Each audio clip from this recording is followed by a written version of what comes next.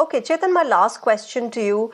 The government has taken a lot of initiatives when we talk about environment, dealing with ecological balance and sustainability.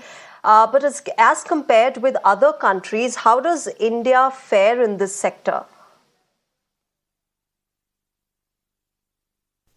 So let's put it this way, right, Shreya? So our budget 2023 was about $560 billion, right? Now, out of that, about $4.5 billion was technically allocated to sustainability, right? So if you're wanting to achieve net zero goals, there has got to be a fairly significant sort of increase in terms of that, that budget spend. So I think when you compare us to maybe other non-OECD countries, well, we definitely be doing reasonably well. But then I think what we need to be focusing on is, we are the world's third largest economy right now. We plan to get to Viksit Bharat by, say, 2047.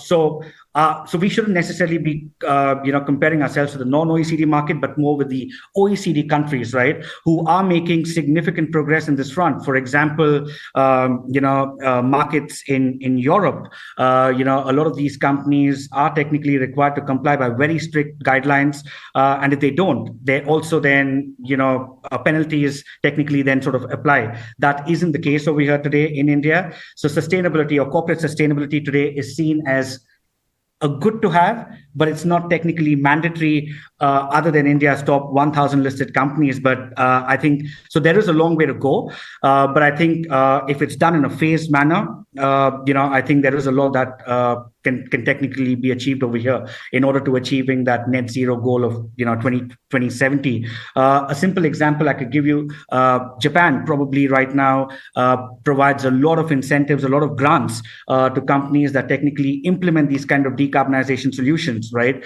Whether that's around energy capture, storage, carbon capture, storage, a lot of nature-based engineered solutions, and so on. So I think unless we start seeing a little more of those grants technically come in, those subsidies actually being realized, not just offered, I think it will take a while to sort of catch up. But I think we are on the right path. We are on the right direction. All right, Chetan, thank you very much for joining us on Mirror Now and sharing your perspective and expectations of the interim budget 2024.